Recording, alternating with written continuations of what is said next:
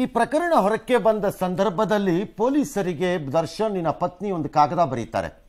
ಬರೆದು ಹೇಳ್ತಾರೆ, ಆಕೆಯನ್ನು ನೀವು ಹೆಂಡತಿ ಅಂತಲೋ ಅಥವಾ ಮತ್ತೊಂದು ರೂಪದಲ್ಲೋ ವರ್ಣಿಸಕ್ಕೆ ಹೋಗಬೇಡಿ, ನಾನು ನಿಜ ಹೆಂಡತಿ ಅನ್ನೋದನ್ನು ಹೇಳ್ತಾರೆ. ಬಟ್ ಪೊಲೀಸರು ಏನಾದ್ರು ಒಂದು ವರ್ಣನೆ ಮಾಡಬೇಕಲ್ಲ, ಗೆಳತಿ, ಪ್ರೇಯಸಿ, ಪರಿಚಿತಳು, ಏನಾದ್ರು ಒಂದು ಮಾಡಬೇಕಲ್ಲ. ಅವರು ಆಯ್ಕೆ ಮಾಡಿಕೊಂಡಿರೋದು ಪ್ರೇಯಸಿ ಪದವನ್ನು. ಬಟ್ ದರ್ಶನ್ ಮಾತಾಡೋವಾಗ ಆ ಸ್ಥಳದಲ್ಲಿ, ಅಂದರೆ ಈ ಅಲ್ಲೇ ಘಟನೆ ನಡೆಯೋ ಸಂದರ್ಭದಲ್ಲಿ ಹೇಳೋದು, ನನ್ನ ಹೆಂಡತಿಗೆ ಕಳಿಸ್ತೀಯೇನೋ, ಏನು ಮಗನೇ ನನ್ನ ಹೆಂಡತಿಗೆ ಕೆಟ್ಟ ಮೆಸೇಜ್ ಮಾಡ್ತೀಯಾ ಅಂತ. That's A choice, it's between the family, let them take. ನಾವು ಅದಕ್ಕೆ ಇಂಟರ್ಫಿಯರ್ ಆಗಕ್ಕೆ ಬರಲ್ಲ. ಕಾನೂನು ಪ್ರಕಾರ ಏನೇ ಇರ್ಬೋದು, ಬಟ್ ಸ್ಟಿಲ್ ಅದು ನಮ್ದಲ್ಲ. ಅವ್ರ ಭಾವನೆಗೆ ಏನು ಅನ್ಸುತ್ತೋ ಅವ್ರು ಹೇಳ್ಕೋಬೋದು. ಎಷ್ಟು ಧೈರ್ಯ ನಿನಗೆ, ಕೆಟ್ಟ ಮೆಸೇಜ್ ಕಳಿಸ್ತೀಯಾ ಅಂತ. ಎಗೈನ್ ಈ ಮೊದಲನೇ ಎರಡರಲ್ಲಿ ಆ ವ್ಯಕ್ತಿ ಆಡಿರೋದ್ರಲ್ಲಿ ದೊಡ್ಡ ತಪ್ಪಿದೆ ಅಂತ ನಾನು ಅಂತಿಲ್ಲ. ಮಗನೇ ನನ್ನ ಹೆಂಡತಿಗೆ ಮೆಸೇಜ್ ಮಾಡ್ತೀಯಾ, ಅದರ ಹಿಂದಿನ ಪದ ನಾವು ಮ್ಯೂಟ್ ಮಾಡ್ಕೊಂಡಿದ್ದೀವಿ, ಅದು ಬೇರೆ ವಿಚಾರ. ಬಟ್ ಅದು ಅಲ್ಲ, ಮುಷ್ಟಿ ಕಟ್ಟಿ ಮುಖ ಹೊಟ್ಟೆಗೆ ದರ್ಶನ್ ಪಂಚ್ ಮಾಡಿದ್ದಾರೆ. ಬಳಿಕ ಎದೆಗೆ ಜೋರಾಗಿ ಒದ್ದಿದ್ದಾರಂತೆ. ಮರದ ಕೊಂಬೆಯಿಂದ ಬೆನ್ನು ಮತ್ತು ಮೊಣಕಾಲಿಗೆ ಬಾರಿಸಿದ್ದಾರೆ. ಇದೇ ವೇಳೆ ಆಕೆ, ಅಂದರೆ ಆರೋಪ ಪಟ್ಟಿಯ ಪ್ರಕಾರ ಪ್ರೇಯಸಿ ಪವಿತ್ರ ಗೌಡ, ಚಪ್ಪಲಿಯಿಂದ ಆತನಿಗೆ ಬಾರಿಸಿದ್ದಾರಂತೆ. ಏಯ್ ಪವನ್, ಇವನ ಪ್ಯಾಂಟ್ ಬಿಚ್ಚರೋ ಅಂತ ಈ ಸಂದರ್ಭದಲ್ಲಿ ದರ್ಶನ್ ಕೂಗಾಡಿರುವ ವಿವರಣೆಗಳು ಆರೋಪ ಪಟ್ಟಿಯಲ್ಲಿದೆ. ಪ್ಯಾಂಟ್ ಬಿಚ್ಚಿಸಿ ಮರ್ಮಾಂಗಕ್ಕೆ ಒದ್ದಿದ್ದಾರೆ ಈ ವ್ಯಕ್ತಿ. Possibly it must have contributed to death ಇರಬಹುದು, ಇಲ್ಲದೆ ಇರಬಹುದು. ಪ್ರೂವ್ ಆದರೆ ಕೊಲೆ ಮಾಡುವ ಉದ್ದೇಶದಿಂದಲೇ ದರ್ಶನ್ ಹಲ್ಲೆ ಎಂಬುದು ಆರೋಪ ಪಟ್ಟಿಯ ನಿರ್ಧಾರ. ಆಕೆಯ ಮಾತಲ್ಲೂ ಹಾಗೆ ಇತ್ತು, ಇವ್ರು ನಡ್ಕೊಂಡಿರೋ ರೀತಿಯಲ್ಲೂ ಹಾಗೆ ಇತ್ತು. ಎಸ್, ಈ ಮೊದಲು ಈಕೆ ಆತನ ಜೊತೆ ಮಾತುಕತೆಯನ್ನು, ಸಂಭಾಷಣೆಯನ್ನು, ಚಾಟೋ ಪಾಟೋ ಮಾಟೋ ಏನೋ ಒಂದು ಮಾಡಿದ್ದಾರೆ. ಜೂನ್ 3ನೇ ತಾರೀಕು ಈ ಚಾಟಿಂಗ್ ನಡೆದಿದೆ ಇಬ್ಬರ ಮಧ್ಯೆ, ಮೃತ ಹಾಗೂ ಪ್ರೇಯಸಿಯ ಮಧ್ಯೆ. ಪ್ರೇಯಸಿ ಅಂದರೆ ಪವಿತ್ರ ಗೌಡ. ಜೂನ್ 6ಕ್ಕೆ ಟಾಕಿಂಗು, ಮೊದಲನೇದು ಚಾಟಿಂಗು, 6ನೇ ತಾರೀಕಿಗೆ ಟಾಕಿಂಗ್ ಮಾಡಿದ್ದಾರೆ, ಅಂದರೆ ಮಾತಾಡಿದ್ದಾರೆ. ಜೂನ್ 8ಕ್ಕೆ ನಮ್ಮವರು ಪ್ರಾಸಬದ್ಧವಾಗಿ ಕಿಲ್ಲಿಂಗ್ ಅಂತ ಹಾಕಿದ್ದಾರೆ. ಬಟ್ ನನಗೆ ಇದರಲ್ಲಿ ಪ್ರಾಸದ ಬಗ್ಗೆ ಭಾಳ ಆಸಕ್ತಿ ಇಲ್ಲ, ಯಾಕಂದರೆ ಇದು ಪ್ರಾಸ ಮಾಡುವ ಕಥೆ ಅಲ್ಲ. ಈ ಬಗ್ಗೆ ಚಾರ್ಜ್ ಶೀಟ್ನಲ್ಲಿ ಉಲ್ಲೇಖವಾಗಿದೆ. ಜೂನ್ 3ಕ್ಕೆ ಪವಿತ್ರ ಗೌಡ ಹೆಸರಿನಲ್ಲಿ ಅವಳ ಸಹಾಯಕ ಪವನ್ ಎಂಬುವವನು ಚಾಟಿಂಗ್ ಮಾಡ್ತಾನೆ. ಡ್ರಾಪ್ ಮಿ ಯುವರ್ ನಂಬರ್ ಅಂತ ಮೆಸೇಜ್ ಕಳಿಸ್ತಾರೆ. ಇದನ್ನು ನಂಬಿದ ಅಂತ ನಾನು ಹೇಳಕ್ಕೆ ಬರಲ್ಲ. ಭ್ರಮೆ ಮತ್ತು ಮಾಯೆ ಮತ್ತು ಮೂರ್ಖತನದ ಪರಮಾವಧಿಯಲ್ಲಿ ಜೀವನವನ್ನು ನಡೆಸ್ತಿದ್ದ ಆ ವ್ಯಕ್ತಿ ಮೃತ ತನ್ನ ನಂಬರ್ನ ಕಳಿಸಿದ್ದಾನೆ. That also looks like an arrogance. ನನಗೆ ಅದು ಹಂಗೆ ಕಾಣಿಸ್ತಿದೆ. But the trouble is the first mistake is washed away by the next ಇದು ಘಟನಾವಳಿಗಳು. ಮೊದಲೇ ಆಗಿರುವ ಮೊದಲಿನ ತಪ್ಪು ಇವರು ಮಾಡಿರುವ ಕೃತ್ಯಗಳಿಂದ ತೊಳೆದೋಗ್ಬಿಟ್ಟಿದೆ. That's the problem. ಈಗ ಆಲ್ ರೈಟ್, ಚಿತ್ರದುರ್ಗದ ಮನೆಯ ಲೊಕೇಶನ್ ಅನ್ನು ಕಳಿಸಿದ್ದಾನೆ ರೇಣುಕಾಸ್ವಾಮಿ. ಮೇ ಬಿ ಪಾಪ ಭ್ರಮೆ ಏನಾರು ಇತ್ತೇನೋ, ಆ ಹೆಣ್ಣು ಮಗಳು ನನ್ನ ಜೊತೆ ಮಾತನಾಡ್ತಿದ್ದಾಳೆ ಅಂತ ಅವನಿಗೆ. ಜೂನ್ 6ರಂದು ಹ್ಯಾಲುಸಿನೇಷನ್ ಅಂತ ಇದೆ, ಭಾಳ ಜನಕ್ಕೆ ಇರುತ್ತೆ ಅದು, ಈ ಥರದ ಹ್ಯಾಲುಸಿನೇಷನ್. ನನಗೆ ಎಟಕದ ವಸ್ತು ನನ್ನದೇ ಎಂದು ಭ್ರಮಿಸಿಕೊಂಡು ಜೀವನವನ್ನು ಮಾಡುವುದು. ಆ ವಸ್ತು ಒಂದು ತಕ್ಷಣ ಅದು ಹೆಣ್ಣು ಮಗಳೇ ಆಗಬೇಕು ಅಂತಿಲ್ಲ, ಅದು ಏನು ಬೇಕಾದ್ರೂ ಇರ್ಬೋದು. ಎಟಕದ ಪದಾರ್ಥವನ್ನು ನನಗೆ ಅದು ಲಭಿಸುತ್ತಿದೆ ಅಥವಾ ಲಭಿಸತ್ತೆ ಅಂತ ಭ್ರಮೆಯಲ್ಲಿ ಜೀವನವನ್ನು ನಡೆಸುವುದು, ಡ್ರೀಮಿಂಗ್. ಜೂನ್ 6ರಂದು ರೇಣುಕಾಸ್ವಾಮಿ ಜೊತೆ ಪವಿತ್ರ ಗೌಡ ಮಾತನಾಡಿರುವ ದಾಖಲೆ ಆರೋಪ ಪಟ್ಟಿಯಲ್ಲಿದೆ. ಯಾಕೆ ಈ ರೀತಿ ಕೆಟ್ಟ ಮೆಸೇಜ್ ಮಾಡ್ತೀಯಾ? ಅಬ್ಸಲ್ಯೂಟ್ಲಿ ಕರೆಕ್ಟ್, ಆ ಹೆಣ್ಮಗಳು ಕೇಳಿರೋದಾಗಲಿ. ಬಟ್ ಅಲ್ಲಿಗೆ ನಿಲ್ಲಿಸಿ ಇನ್ನೊಂದು ದಿನ ಏನಾರು SMS ಈ ಥರ ಮೆಸೇಜು ನನಗೆ ಬಂದರೆ ಪೊಲೀಸ್ ಸ್ಟೇಷನ್ಗೆ ಹಿಡ್ಕೊಟ್ಟು ನೋಡ್ತಾ ಇರು, ಏನಾಗತ್ತೆ ನಿನ್ನ ಜೀವನ ಆಮೇಲೆ ಅಂತ ಹೇಳಿ ಅಲ್ಲಿ ಬಿಟ್ಟಿದ್ದಿದ್ರೆ ಇಷ್ಟ ಆಗ್ತಾನೆ ಇರಲಿಲ್ಲ, ಎಲ್ಲ ನಡೀತಿರ್ಲಿಲ್ಲ. ದೊಡ್ಡ ಯುದ್ಧಗಳು, ದೊಡ್ಡ ಪ್ರಮಾದಗಳು ಸಣ್ಣ ತಪ್ಪುಗಳಿಂದಲೇ ಪ್ರಾರಂಭ ಆಗೋದು. ಅದಕ್ಕೂ ದೊಡ್ಡ ಕಾರಣ ಇರಬೇಕು ಅಂತಿಲ್ಲ. ದೊಡ್ಡ ಕಾರಣ ಏನಿರಲ್ಲ, ಭಾಳ ಸರಿ, ಸಣ್ಣ ಪ್ರಮಾದಗಳಿಂದಲೇ ದೊಡ್ಡದಾಗೋದು. ನಂತರ ಜೂನ್ 7ಕ್ಕೆ ಕಿಡ್ನ್ಯಾಪ್ಗೆ ವ್ಯವಸ್ಥೆ ಆಗ್ತದೆ, 8ಕ್ಕೆ ಮುಗೀತು, 11ಕ್ಕೆ ಒಳಕ್ಕೆ ಹೋಗ್ತಾರೆ.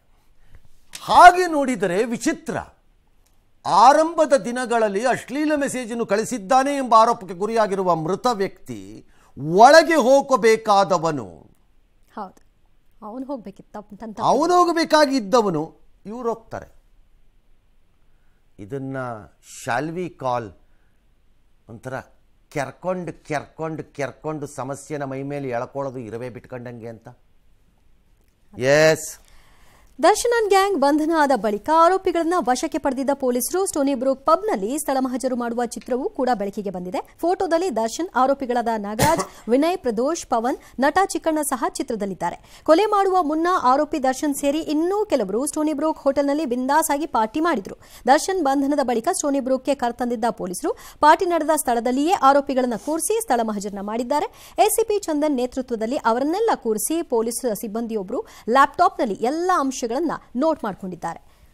ಹಂಗೆ ನೋಡಿದ್ರೆ ಈ ಪಾರ್ಟಿ ಮಾಡೋ ಸ್ಥಳಕ್ಕೆ ಆ ಪಬ್ನ ಓನರ್ ವಿನಯ್ ಎಂಬಾತ ಡಿ ಬಾಜ್ ಸಫಾರಿ ಅಂತ ಹೆಸರಿಟ್ಟಿದ್ನಂತೆ. ಅದು ಅವರಿಷ್ಟ, ಸಫಾರಿ ಅಂತನಾರು ಇಟ್ಕೊಳ್ಳಿ, ಅಡ್ಡ ಅಂತನಾರು ಇಟ್ಕೊಳ್ಳಿ, ವಧಾಸ್ಥಾನ ಅಂತ ಬೇಕಾದ್ರೂ ಇಟ್ಕೊಳ್ಳಿ, ನೀವು ಏನು ಬೇಕಾದ್ರೂ ಇಟ್ಕೋಬೋದು, ಅದು ನಿಮ್ಮ ಇಷ್ಟ, ನಿಮ್ಮ ಜಾಗ, ನಿಮ್ಮ ಮನೆ ಬರ. ಬಟ್ ಇದು recreation of a crime scene, ಅದನ್ನು ರೀಕ್ರಿಯೇಟ್ ಮಾಡಿಕೊಂಡಿದ್ದಾರೆ ಪೊಲೀಸರು.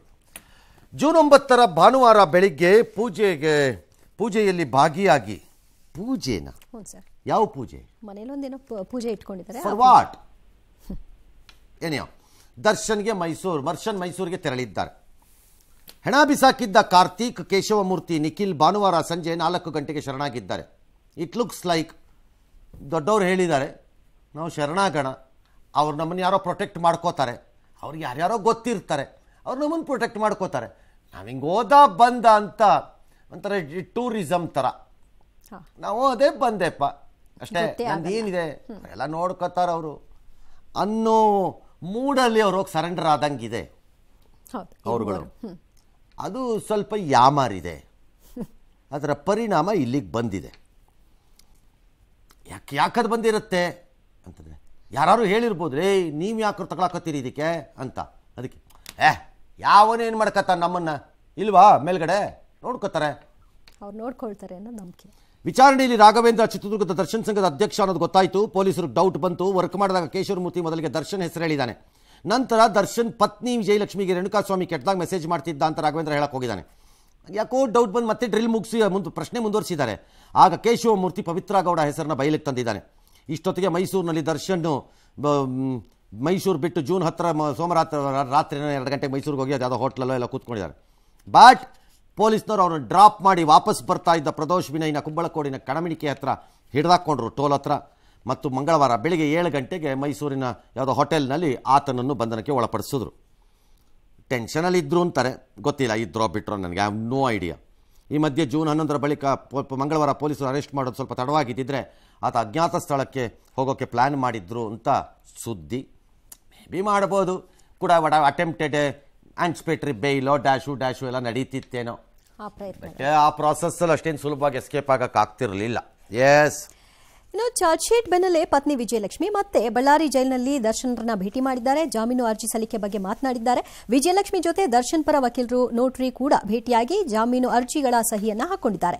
ಈ ವೇಳೆ ದರ್ಶನ್ರನ್ನ ನೋಡಿ ಸಹೋದರ ದಿನಕರ್ ತೂಗುದೀಪ್ ಮತ್ತು ಪತ್ನಿ ವಿಜಯಲಕ್ಷ್ಮಿ ಕಣ್ಣೀರು ಹಾಕಿದ್ದಾರೆ. ಇಬ್ಬರನ್ನ ದರ್ಶನ್ ಸಂತೈಸಿದ್ದಾರೆ. ಇನ್ನೊಂದು ಕಡೆ ಜಾಮೀನು ಕೋರಿ ಹೈಕೋರ್ಟ್ನಲ್ಲಿ ಪವಿತ್ರ ಗೌಡ ಜಾಮೀನು ಅರ್ಜಿ ಸಲ್ಲಿಸಿದ್ದಾರೆ. ಸೋಮವಾರ ಅರ್ಜಿ ವಿಚಾರಣೆ ಬರೋ ಸಾಧ್ಯತೆ ಇದೆ. ಈ ಬಗ್ಗೆ ನಿರ್ಮಾಪಕ ಉಮಾಪತಿ ಶ್ರೀನಿವಾಸ್ ಗೌಡ ಮತ್ತು ವಿಪಕ್ಷ ನಾಯಕ ಅಶೋಕ್ ಚಾರ್ಜ್ ಶೀಟ್ ಕುರಿತಾಗಿ ಹೇಳಿದ್ದಾರೆ, ನೋಡೋಣ. ಮಾನವೀಯತೆಯಿಂದ ನೋಡೋದಾದ್ರೆ ಖಂಡಿತವಾಗ್ಲೂ ಆಗಿರೋದಂತೂ ತಪ್ಪು. ಚಾರ್ಜ್ ಶೀಟ್ ಸುಮಾರು 4,000 ಪುಟಗಳ ಚಾರ್ಜ್ ಶೀಟ್ ಆಗಿದೆ ಅಂತ ಹೇಳಿದ್ದಾರೆ. ಏನಾಗಿದೆ, ಸತ್ಯಾಸತ್ಯತೆಗಳು ನಮ್ಮ ಕಾನೂನು ದೃಷ್ಟಿಯಲ್ಲಿ ಈಗಾಗಲೇ ಪೊಲೀಸರು ಬಹಳ ಮುತುವರ್ಜಿ ತಗೊಂಡು ಪೊಲೀಸ್ ಕಮಿಷನರ್ ಅವರು ಕ್ರಮ ತೆಗೆದುಕೊಳ್ತಾ ಇದ್ದಾರೆ. ಇಡೀ ಪೊಲೀಸ್ ಇಲಾಖೆನೇ ಇದ್ರ ಬಗ್ಗೆ ಕ್ರಮ ತೆಗೆದುಕೊಳ್ತಾ ಇರೋದು ಸ್ಪಷ್ಟವಾಗಿ ಕಾಣ್ತಾ ಇದೆ. ಇಲ್ಲಾಂದ್ರೆ ಇಷ್ಟೊಂದು ದೊಡ್ಡ ಪೇಜು ಯಾವ ಇದು ಕೇಸ್ಗೂ ಇಷ್ಟೊಂದು. ತನ್ನ ಕುಟುಂಬದವರನ್ನು ನೋಡಿದಾಗ ನಟರು ಭಾವುಕರಾದರು ಮತ್ತು ಪತ್ನಿ ಕಣ್ಣೀರು ಹಾಕಿದ್ರು ಅಂತ ವರದಿ ಸುದ್ದಿ. ನಾವೇನು ವಿಟ್ನೆಸ್ ಅಲ್ಲ, ನಮಗೆ ಗೊತ್ತಾಗಿರೋ ಪ್ರಕಾರ ಮೇಡಮ್ ನಡೆದಿದೆ ಅಂತ ನಾನು ಪರಿಭಾವಿಸಿ ಹೇಳೋದಾದರೆ, ಚಿತ್ರದುರ್ಗದಲ್ಲೂ ಒಂದು ಕುಟುಂಬ ಅಳ್ತಾ ಇದೆಯಲ್ಲ, ಅಲ್ಲೂ ಒಬ್ಬ ವಯಸ್ಸಾದ ತಂದೆ ಮತ್ತು ವಯಸ್ಸಾದ ತಾಯಿ ಮತ್ತು ಗರ್ಭಿಣಿಯಾಗಿ ಇರುವ ಒಂದು ಹೆಣ್ಣು, ಹೊಟ್ಟೆ ಒಳಗಡೆ ಇರುವ ಒಂದು ಮಗು, ಅವು ಅಳ್ತಾ ಇದ್ದಾರಲ್ಲ, ಅವ್ರನ್ನ ಯಾರು ಸಂತೈಸಬೇಕೀಗ? ಏನ್ ಸಂತೈಸಿದ್ರು ಹೋದವ್ರು ಅವ್ರನ್ನ ಯಾರು ಸಂತೈಸಬೇಕು? ಕಂಪ್ಯಾಷನ್, ಗ್ರೀಫ್, ದುಃಖ, ಭಾವುಕತೆ ಒಂದು ಸೈಡ್ ಹಾಕಕ್ಕಾಗಲ್ಲ ಅಲ್ಲ. ಅಲ್ಲಿ ಇನ್ನೂ ಒಂದು ಫ್ಯಾಮಿಲಿ ಇದೆ ಅಲ್ಲ, ಗೋಳಾಡ್ತಿರೋ ಫ್ಯಾಮಿಲಿ, ಕಳ್ಕೊಂಡಿರೋರು. ಕೊನೆ ಕ್ಷಣದ ಪುಟಗಳನ್ನು ನೋಡಿದ ಕುಟುಂಬಸ್ಥರು ಮರಗಿರೋದು ಹೀಗೆ. ಕೂಡ ಈಗ ಜೀವಂತ ನಾವು ಹೆಣ ಆಗ್ಬಿಟ್ಟಿದೀವಿ. ಅಷ್ಟು ಜನರು ಇದ್ರಲ್ಲಿ ಒಬ್ಬರಿಗೂ ಮಾನವೀಯತೆ ಇರ್ಲಿಲ್ವಾ, ಮನುಷ್ಯತ್ವ ಇರ್ಲಿಲ್ವಾ? ಅಷ್ಟು ಕಿರ್ಚಾಡಿದ್ರು, ಕೂಗಾಡಿದ್ರು, ಮಾನವೀಯತೆ ಅವ್ರಿಗೆ ಕಳ್ಳು ಚುರುಕಂದಿಲ್ಲ. ಎಂತ ಎಷ್ಟು ರಾಕ್ಷಸ ಮನೋಭಾವ ಇರ್ಬೋದು ಅವರಲ್ಲಿ. ನನಗಂತೂ ಕಳ್ಳು ಕಿತ್ತು ಬರ್ತಾ ಇದೆ ಸರ್. ನೋವು ಅವರಿಗೂ ಆಗ್ಬೇಕು, ಆವಾಗಲೇ ಗೊತ್ತಾಗುತ್ತೆ ಅನಿಸುತ್ತೆ ಆ ನೋವು. ಭಯಂಕರವಾಗಿತ್ತು. ಅವನ ಬಾಡಿ ನೋಡಕ್ಕೆ ನನಗಾಗ್ಲಿಲ್ಲ. ಇವತ್ತು ನಾನು ಫೋಟೋ ಸಹಿತ ನೋಡಿಲ್ಲ ಸರ್. ನನಗೆ ಧೈರ್ಯನೂ ಇಲ್ಲ. ಮಗುನೇ ರೇಣುಕಸ್ವಾಮಿ ಬರ್ತಾನೆ ಅಂತಾನೆ ನಿರೀಕ್ಷೆ ಇಟ್ಕೊಂಡಿದೀವಿ. ಅವನನ್ನೇ ನಾವು ರೇಣುಕಸ್ವಾಮಿ ಅನ್ಕೊಂಡು ಸಾಕ್ತೀವಿ ಸರ್. ಕಾನೂನು ಏನು ಶಿಕ್ಷೆ ಕೊಡುತ್ತೋ ಅದನ್ನ ಕೊಡ್ಲಿ, ಅದ್ರ ಮೇಲೆ ನಾವು ಸಮಾಧಾನವಾಗಿರ್ತೀವಿ. ಮತ್ತೇನಂದ್ರೂ ನಾವು ಸಮಾಧಾನವಾಗಿರ್ಲೇಬೇಕಲ್ವಾ ನಾವು. ಅವ್ರನ್ನ ಅಷ್ಟು ಬೇಡಿದ್ದಾರೆ ನಮ್ಮ ಅಣ್ಣ, ಆದ್ರೂ ಆ ಮನುಷ್ಯನಿಗೆ ಕರುಣೆ ಬಂದಿಲ್ವಾ ಅನ್ನೋದೇ ನಮಗೆ ಇದಾಗುತ್ತೆ. ನಾವ್ ಎಷ್ಟೇ ತೋರಿಸ್ಬೋದು, ಗಂಡ ಕೊಡೋ ಪ್ರೀತಿ ಕಾಳಜಿ ಮುಂದೆ ನಮ್ಮ ಪ್ರೀತಿ ಏನೂ ಅಲ್ಲ. ಅವತ್ತು ಆ ಮನುಷ್ಯ ಒಬ್ಬ ತಮ್ಮನ ರೀತಿಯಲ್ಲಿ ಅವನು ನೋಡಿ ಬಿಟ್ಟು ಕಳ್ಸಿದ್ರು ಕೂಡ ಇವತ್ತು ಈ ಪರಿಸ್ಥಿತಿ ನಮ್ಮ ಮನೆಗೆ ಬರ್ತಿರ್ಲಿಲ್ಲ.